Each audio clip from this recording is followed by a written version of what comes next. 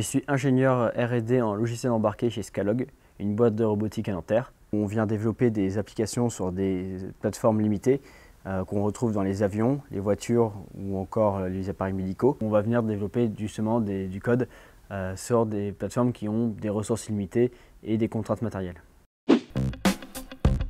Je suis consultante en transformation digitale, je travaille chez TNP Consultant et dans ce cadre, je suis envoyée en mission chez différents acteurs du secteur bancaire sur des thématiques digitales, donc notamment tout ce qui est souscription d'un compte bancaire en ligne, le fait de pouvoir gérer son dossier client directement depuis son espace client ou encore des thématiques autour de la dématérialisation et donc du zéro papier.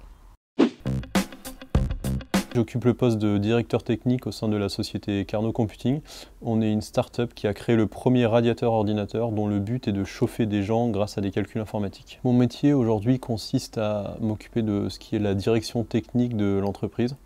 Donc aujourd'hui on fait nos propres produits, donc on a plusieurs équipes qui travaillent sur différents niveaux de nos produits, donc tout ce qui va être embarqué jusqu'à ce qui va être les interfaces web en passant par la plateforme de calcul qu'on met à disposition de nos clients. Donc mon métier c'est d'assurer la coordination de ces différentes équipes. Je suis ingénieur d'études et développement en intelligence artificielle chez Winamax, plus particulièrement au sein de l'équipe qu'on appelle Poker Data and Tools. C'est une équipe qui va être là pour gérer tout ce qui est donné généré par les joueurs de poker sur la plateforme Winamax.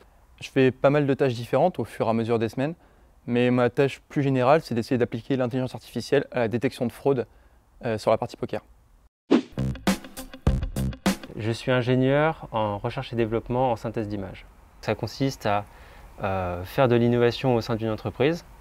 Ça veut dire lire des papiers scientifiques, se renseigner sur l'état de l'art et mettre ça en œuvre dans le code d'un logiciel développé par l'entreprise.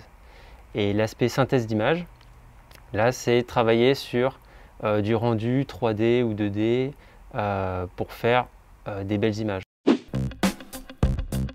Vu que l'intelligence artificielle c'est un domaine qui est très vaste et du coup il y a énormément de choses à savoir, ça fait qu'on va travailler sur beaucoup de tâches différentes.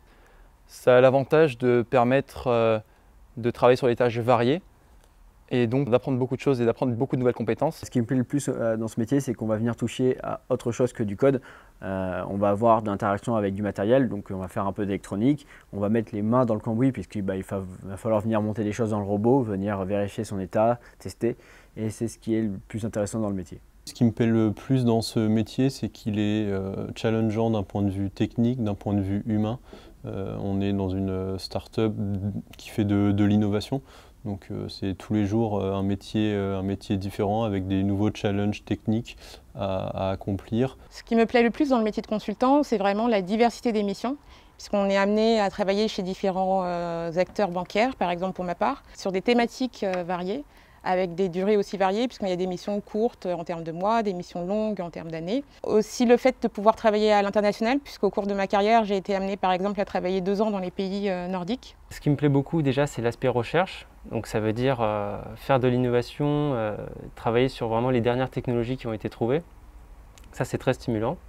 Et la synthèse d'images, en fait, c'est un domaine qui a un gros aspect scientifique, programmation pure, mais qui demande quand même une certaine fibre artistique. Ça mélange un petit peu ces deux domaines, la technique et l'artistique. Voilà, ça c'est intéressant.